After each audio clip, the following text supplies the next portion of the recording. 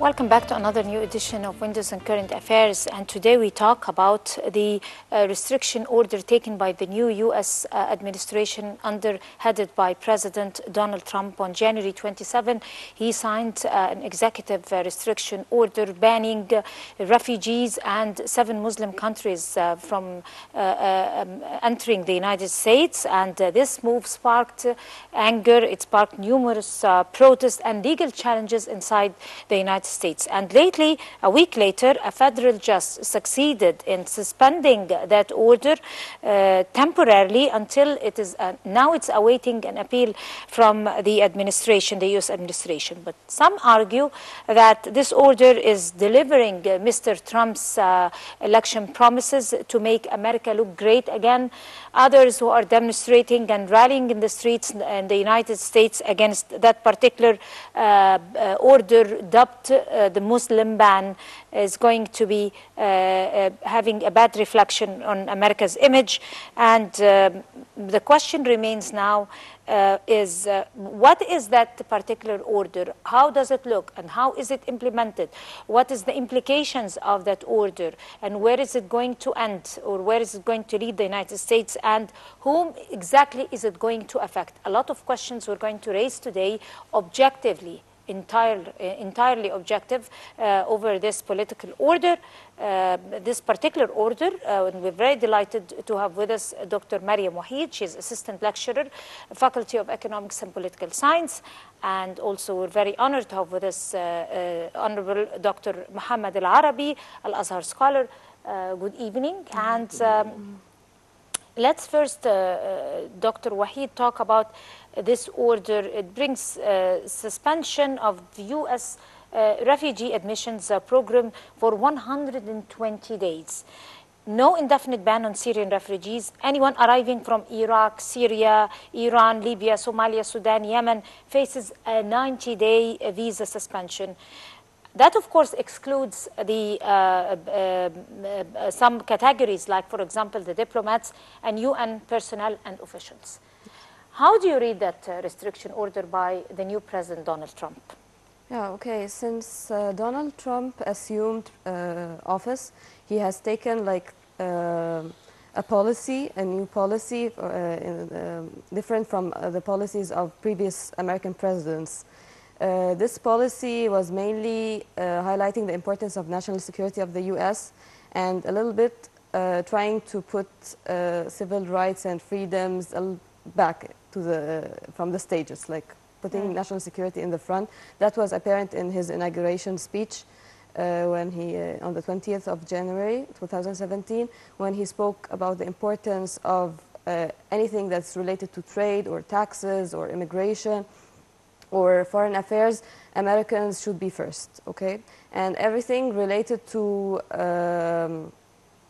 the interests of the United States will be a priority. And he said that we will maintain close ties with all the states on the principles of friendship, but putting America, as you said, making America great again and making it a priority. So that's why his like vows that he made during the trail and the presidential campaign was actually executed when he assumed office. And that was apparent 1 week after he assumed office on the 27th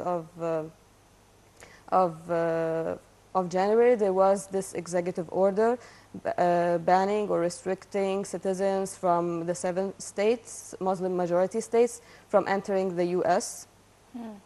And also putting some other restrictions on refugees and shifting a little bit Obama's programs for getting refugees, admitting refugees inside the United States of America. Right. Dr. Alrabi, this order, some claim that this order is going to affect some. Among them are Muslims because it is dubbed a Muslim ban. It is just taken that title. But actually, the U.S. administration claims that it is not targeting any Muslims at all. It's targeting people with a terrorist history, or who are taking terrorist actions, or are registered as terrorists. So who exactly do you think it is targeting? As an Azhar scholar, do you think it is targeting Muslims? And do you think that the U.S. Muslim citizens there are being somehow targeted by this new policies of the U.S. administration? Bismillah, alhamdulillah, wa salatu wa salam ala rasulillah. In the name of Allah, praise be to Allah, Lord of Al-Alameen. Peace and blessings be upon the Prophet Muhammad, his companions, his wives, the mothers of all believers. In the beginning, thanks for your hosting. And when I hear with this executive decision order that Trump signed the days, I think that the opposite regime program for the federation rule. Because when you visit the United States, the first thing that you can see is the statue of liberty. But I think that this regime doesn't deal with one nation and other nations. If you could, we're going to go to a short break and we'll come back to you because we're exercising some technical difficulties. A short break and we'll come back to you.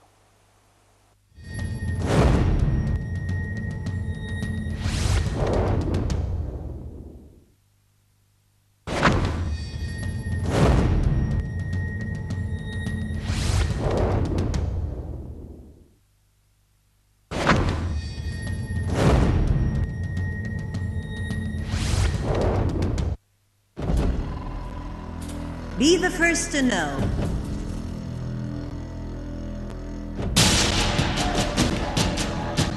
The news live at the site of the event.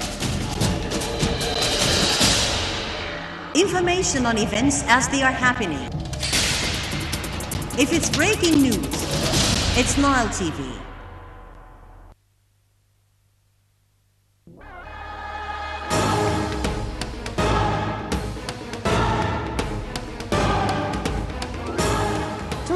A reflection by experts on current affairs. In-depth analysis, a balanced view of Egypt and the world around us. Expand your mind, change your world. Stay on point, on to the point.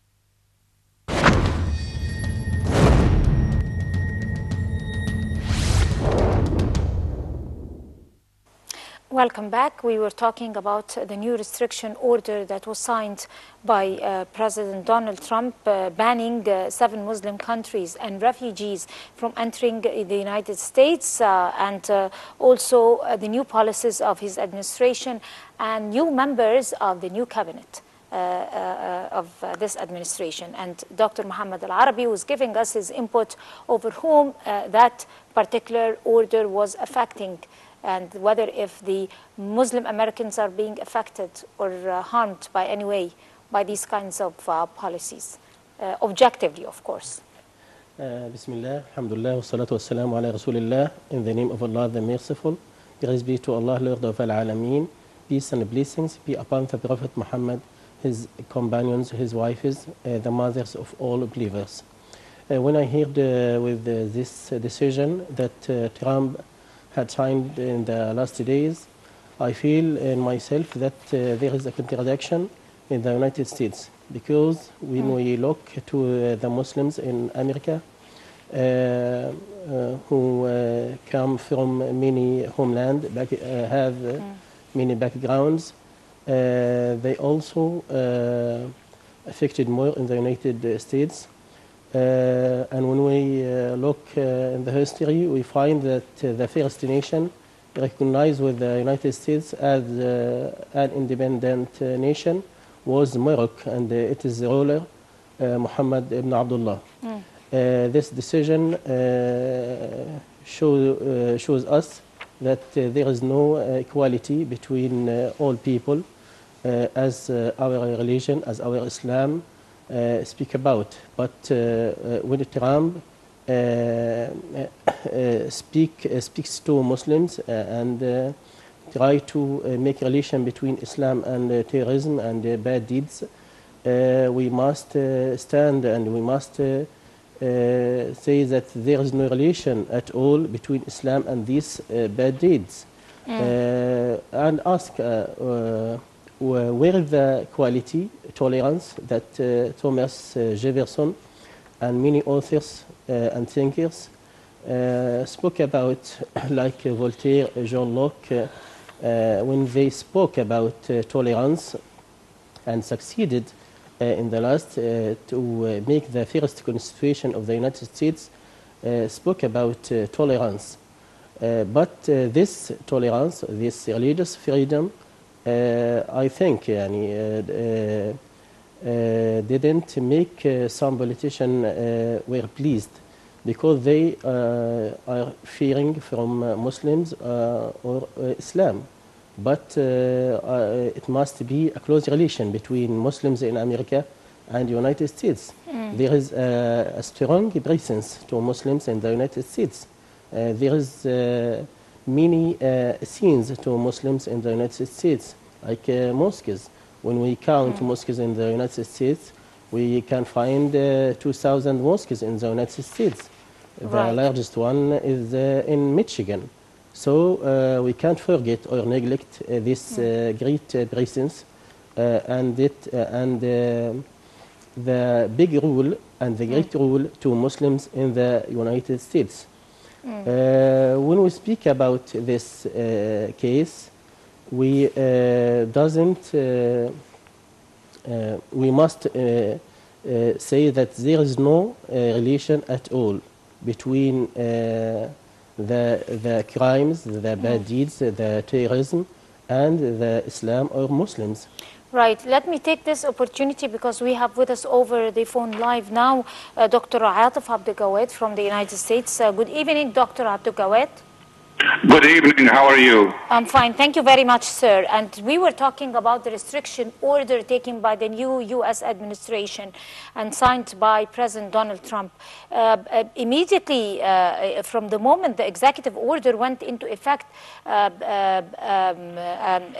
court order was issued by federal judge James Roberts, stopped that particular order nationwide, but temporarily until that is pending the U.S. administration's appeal.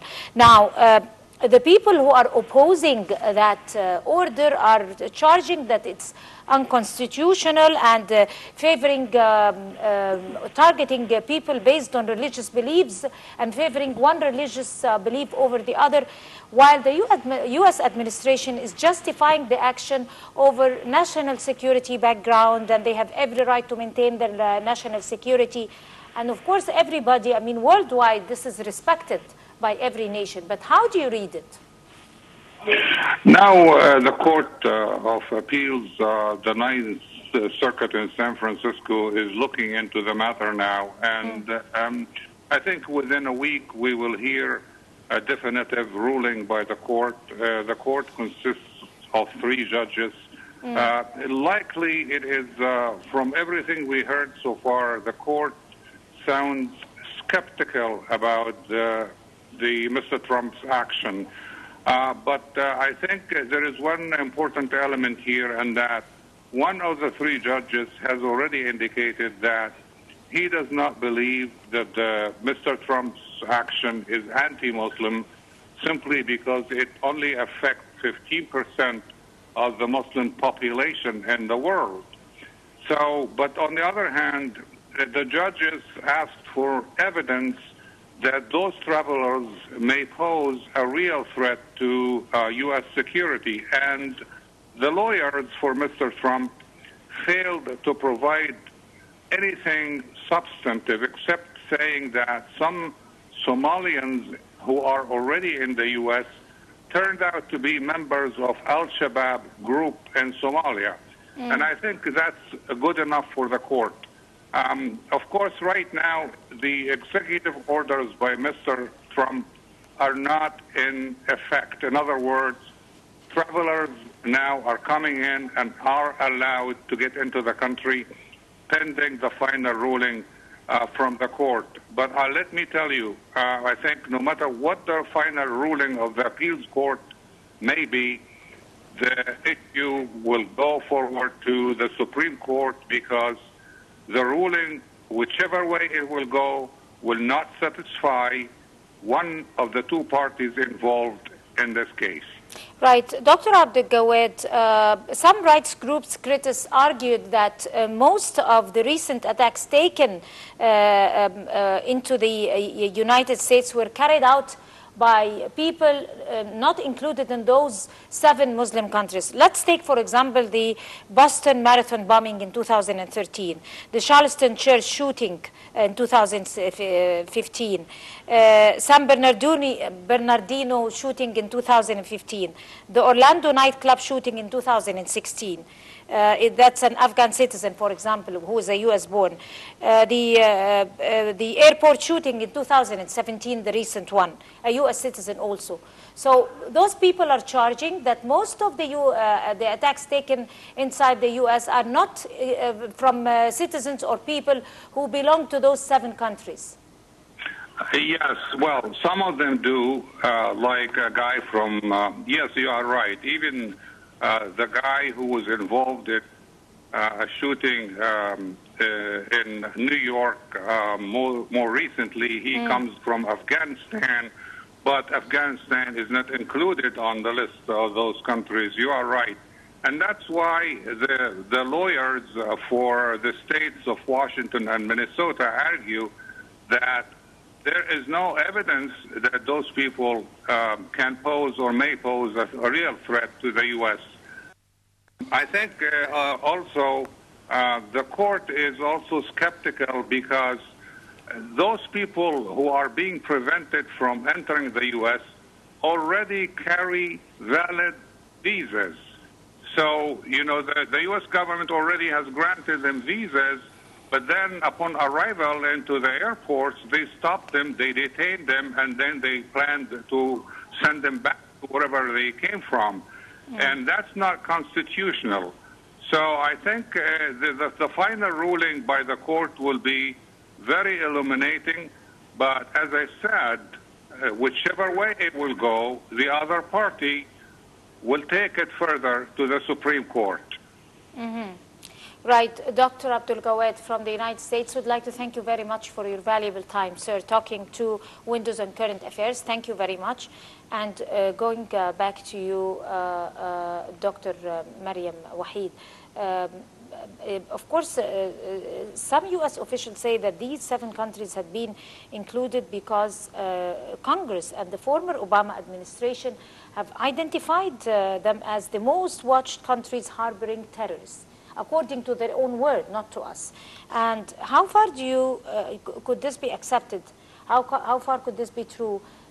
Like I told Dr. Abdul Gawad, that most of the recent attacks taken on the United States and different parts weren't from those countries. But still, some of the countries, according to some officials in the administration, say that the Obama administration back then the former administration, not the current one, were labeling some of these countries as harboring terrorists. So how do you react to this? Yes, actually, Trump administration, when they were trying to justify this executive order, they mentioned that it's like something that we're following the policies of Obama. But Obama just identified that those are hotspots or areas that are full of terrorists or something like that. But for Trump, it was mentioned that the citizens from those countries will be banned from entering the United States, will not be granted visas, will for those 90 days. And then they identified these places as plaguing with terrorists, and it's actually interesting to try to know why those 7 countries only and not other Muslim majority countries. And some analysts and observers were saying that because the U.S. wants to maintain stronger relations with other countries other than those 7 countries. So that's why they were excluded or omitted from this ban. Those are different kinds of analysis to the situation right now. But for now, it's not implemented because of the court decision you mentioned, and also because of cases are filed in front of the Court of Appeal and could be later developed to the Supreme Court. So the situation is not clear, and we will wait for the events to unfold. But what's also interesting is how the Americans reacted to this, the citizens reacted to this ban by the massive protests in Los Angeles and Chicago. They are divided into people who are rallying into the streets, protesting, and other people who are supporting this. But a lot of because of the wave of terror that is taken over all Europe, over all the world. Yes. Not only Europe, and over the Arabs and the Muslims also. There are terrorist acts targeting Muslims. Yes. And that's why the whole world is skeptical about this particular restriction order, because most of the terrorist acts are targeting Muslims. Yeah, the problem and is targeting that Arabs themselves, not foreigners. Yes. Trump was trying Muslims. to pinpoint the importance of countering radical Islamic terrorism, as he Not said Islamic, I guess, because they're taking this Islam is his as words a cover. from the inauguration speech. We will confront and make America look good again. Erase it from the face of the earth. Those are his words. So it's not trying to eradicate it. This is the mentality of countering this decision, that you want to eradicate Islamic fundamentalism or Islamic terrorism, groups, but this doesn't relate to banning the entry of citizens from 7 countries, 7 Muslim majority countries. Right. Maybe not all citizens are responsible for those attacks, of course. Dr. Alrabi, President Trump again just very clearly ruled out the fact that this was not at all a Muslim ban, as the media falsely reported to the whole world. And it wasn't about religion, it wasn't about faith or beliefs, as much as it was about terror and keeping the country safe and maintaining the national security. And he added that there are over 40 different countries worldwide that are majority Muslim, and they're not included inside this restriction order. And that's why this has been misinterpreted by the whole world because of the false reports of the media outlets who were aiming to give a bad image about the new administration. So how do you think this is? Do you think that this is not targeting the Muslims? Why am I asking this question is because there are majority of Muslim Americans inside the United States. Yes. So how do you think the situation is going to be with the new administration? Do you think there is going to be some understanding and citizenship? I mean, they're going to be, how's the situation going to look like? The Islamic majority has a big role and a great role in the United States. So those who protest the decision of Mr. Trump believe in the equality and the religious freedom. So from these acts, from these bad deeds of attacks that had happened in the United States, we must confirm that there is no relation at all between Islam and what they had said before. It is easy to anyone to fall in the trap of mass media and the news that to blame Muslim and Islam for these bad deeds. We can't ignore that terrorism is a fatal and mental disease which requires treatment and true diagnosis. But we must emphasize that there is no relation between any religion and these bad deeds, because especially in the Islamic case, the Islam is the third largest religion in the United States after Christianity and Judaism. Exactly. So those who... It's not something easy to be done overnight. Yes, yes. And it will never happen. I mean, I can't forget and neglect. So when we... I mean, these are ones of the the darkest, charges that could be taken over the image of liberty of the United States. And as I said before in the beginning, there is a contradiction in their behaviors, how they speak about freedom and equality, and try to stop Muslims and this majority, which has a great presence in the United States.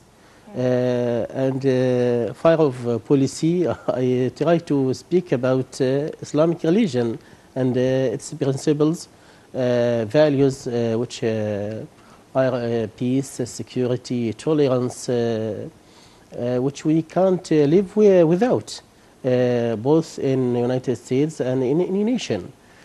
So anyone who look in Islam, look in these principles, I think can't blame Islam or Muslims and say that Muslims are terrorists. For terrorist acts. What? Muslims are the main targets for those terrorist acts, not the U.S. citizens or I think it is a political agenda. I think it is a political agenda to blame Muslims and Islam. Right. Moving on to you, Dr. Waheed, let's talk about the new cabinet of President Donald Trump. People who have the key role in the decision-making during President Trump's tenure. Let's take, for example, some of them, the main ones: the Vice President, Mike Pence, Secretary of State, Rex Tillerson, Defense Secretary General James Mattis, and Attorney General Jeff Sessions, National Security Advisor Michael Flynn, and others, of course.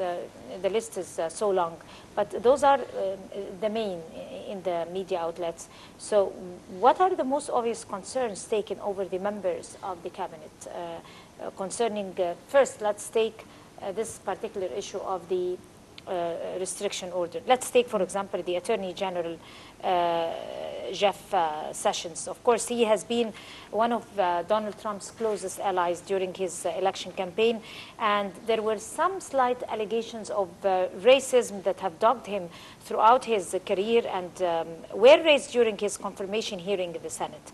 So how is that going to affect the situation, the current situation, until the San Francisco court is going to appeal to that particular order? Okay. As for Jeff Sessions, he was